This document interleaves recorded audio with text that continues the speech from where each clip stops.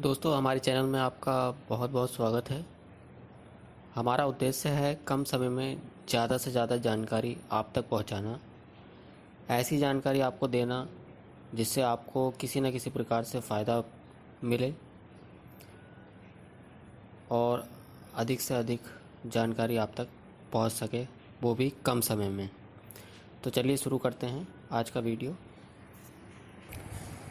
आईने और शीशे के सामानों से भी घर में होते हैं वास्तु दोष। हर कोई चाहता है कि घर में शांतिपूर्ण माहौल बना रहे, परिवार के सदस्यों को कोई भी स्वास्थ्य संबंधी परेशानी ना हो और घर में आर्थिक संकट भी ना रहे।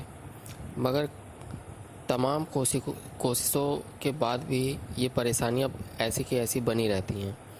अगर आपके साथ भी इसी तरीके की समस्याएं बनी हुई हैं तो हो सकता है कि आपके घर में कोई वास्तु दोष हो। ज़रूरी नहीं है कि ये जो वास्तु दोष है वो आपके घर के निर्माण से जुड़ा हुआ हो। घर में कोई भी परेशानी जो आपको हो रही है, ज़रूरी नहीं कि घर का निर्माण जिस तरीके से कराया गया है वो निर्माण उस वास्तु दोष का प्रमुख कारण हो, बल्कि घर में रखे हुए आईने, शीशे या इनसे बनी हुई वस्तुओं को यदि हम गलत तरीके से अपने घर में लगा देते हैं तो इससे भी समस्याएं पैदा हो जाती हैं। तो इस वीडियो के माध्यम से हम जानते हैं कि घर के कुछ महत्वपूर्ण सामान जो कि शीशे से बने हुए होते हैं उनको किस प्रकार से रखना चाहिए। तो इसमें सबसे पहले है जैसे ड्रेसिंग टेबल। तो ड्रेसिंग टेबल जो होती है वो हमारी उसमें एक बड़ा सा आईना लगा हुआ होता है और ज़्यादातर लोग इसे अपने बेड के आसपास ही रखते हैं।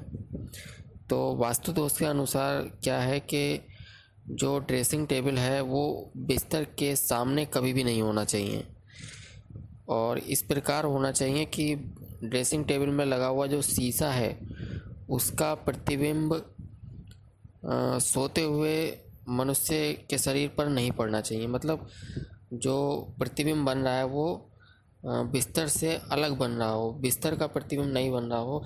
जब भी कोई मनुष्य बिस्तर पर बैठता है या लेटता है तो उसका जो प्रतिबिंब है वो ड्रेसिंग टेबल में नहीं बनना चाहिए। अगर ऐसा बन रहा है तो घर में वास्तु दोष हो सकता है। इसीलिए ड्रेसिंग टेबल को हमें बेड के बगल में रखना चाहिए, इस प्रकार से कि जो प्रतिबिंब है वो बेड का ना बने बल्कि सामने फर्श का बने। उसके बाद मुख्य दरवाज़ा, घर के मुख्य द्वार पर दर्पण रखना, शीशा रखना अशुभ माना गया है। घर के प्रवेश द्वार पर कभी भी दर्पण को ना रखें या कोई भी चमकदार वस्तु उसको हम मुख्य द्वार से थोड़ा सा दूर रखेंगे। बच्चों के कमरे में किस प्रकार से हम दर्पण का प्रयोग करें। बच्चों के कमरे में दर्पण लगाने की जगह का चयन करने में बहुत ही सावधानी बरतनी चाहिए।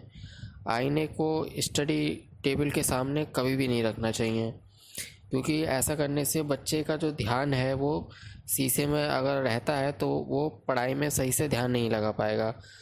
तो बच्चे के सामने जो टेबल है जिस पे बैठ के पढ़ रहा है उसके सामने शीशा नहीं होना चाहिए। उसके बाद जो हमारी खिड़कियां हैं, दरवाजे हैं, वो कभी भी ट्रांसपेरेंट शीशे की नहीं होनी चाहिए। ट्रांसपेरेंट शीशियाँ होती हैं जिसमें आर पार दिखाई देता है, तो ऐसी खिड़कियां या ऐसे दरवाजे घर में नहीं होने चाहिए। वास्तु के अनुसार ऐसे खिड़कियां और दरवाजे होने से हमारे घर में पैसा ठहरता नहीं है और आर्थिक परेशानियां हमको रहती हैं। इसके बाद फिर शीशे से जो शोपीस से बनी हुई जो चीज़ें होती हैं, जैसे कि उसमें हमारी जैसे घड़ी की दीवार, वो घड़ी हो गया, जैसे दीवार की घड़ी हो गया, या हो गया हमारा एक्वेरियम हो गया, या और भी शीशे से बनी हुई शोपीस से जुड़ी हुई चीज़ें, उनको हमें किस दिशा में रखना चाहिए। उनको हमें उत्तर या फिर पूरब दिशा में ही रखना चाहिए। आईने की इसी दिशा को सबसे सही दिशा माना गया है।